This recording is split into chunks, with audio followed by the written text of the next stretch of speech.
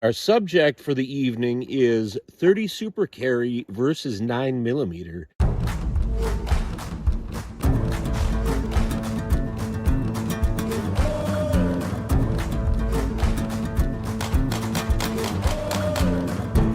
All 12, no issues.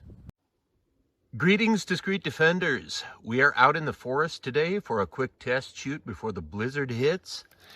It's a little bit above freezing, so we're going to do a gel test. But first, we're going to do a chronograph test.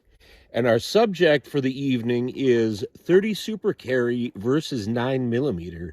Specifically, we're running plus P 9mm 124 grain HSTs against 100 grain HSTs in 30 super carry. And our test guns for the evening are the Taurus GX4 and the Smith & Wesson Shield 2. The GX4 is chambered in 9mm, and the Smith & Wesson Shield is chambered in 30 super carry in this case. And they both have roughly the same 3 and a bit barrel length, 3-inch. I think the Taurus has a 3 1/16 and the Shield has a 3 1/8 inch barrel. First, I'm going to put 5 rounds of the 9mm HST across the Pro Chrono, and then we'll do 5 rounds of the 30 super carry HST. Shooting from 5 feet away. 11:21. 1096. 1071 feet per second. 1096 feet per second. And 1111 feet per second. All right. That's for the 9mm. Now we put in the 30 super carry. Get 5 feet away again. 5 rounds of 30 super carry.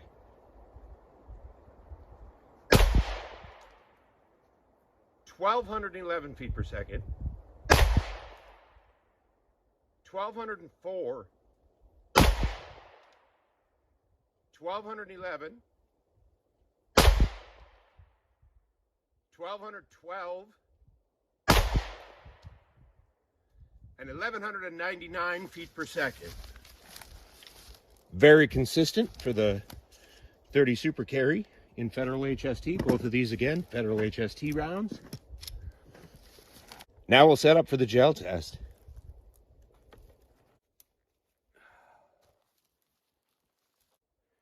Make sure we're still running. 4 layers of 12-ounce denim, 20-inch gel block, and we did have this stick in the mold just a little bit. It's a common occurrence with that particular mold when I forget to grease it. But I think this works. Anyway, we're shooting both rounds into the same gel block. So there's your Federal HST versus Federal HST. Okay, 9mm first, because we ran the 9mm over the chronograph first. Same shooting distance, 5 feet away.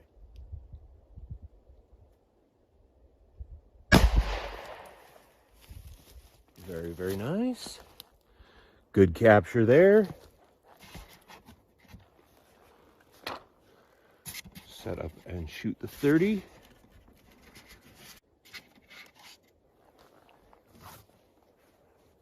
Yeah, make sure we got good, clean denim. 30 super carry.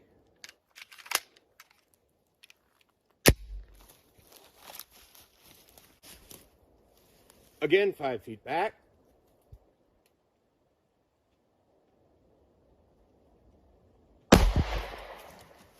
Ooh, just a bit low on that. Did I capture it? Yes, I did. Excellent. Let's see those wound tracks. All right. Oh, I better turn this one this direction. Okay, so on this one, the 9mm is here, 30 super carry is here. Flip this over as well. Invert both of them so you can compare. Oops. Invert them both so you can kind of compare. 30 Super Carry, just a little bit narrower and just a little bit deeper. Looks like the 30 Super has gone 16, call it 16 and a half. And the 9mm has gone 15, 15 and 3/4. All basically, yeah, 15 and 3/4, just shy of 16 inches. Nearly identical performance. Let's put the calipers on them. Zero that out.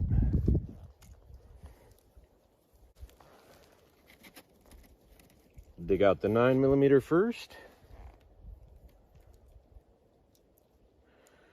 9mm HST, very even flowering.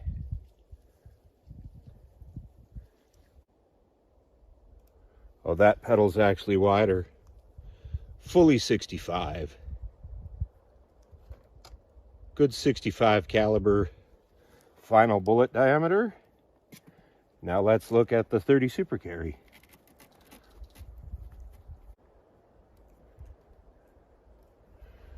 Much smaller final bullet diameter. I think this is the widest diameter here. Still over 50%, considering the initial bullet diameter is 312. Wait a minute now. Nope. 5.3. 5.334. Where'd it go? Whoa, if it wasn't for that copper jacket.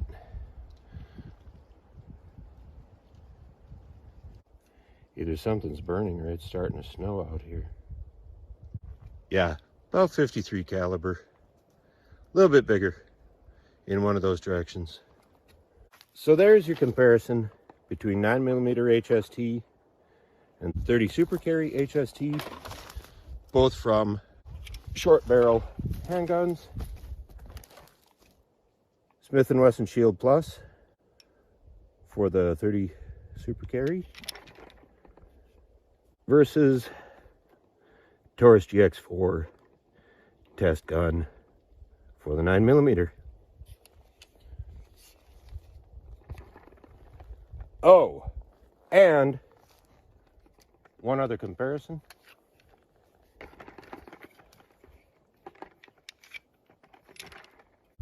The round count between those two, 9mm, 11 plus 1, 30 Super Carry, 13 plus 1. Same basic size guns.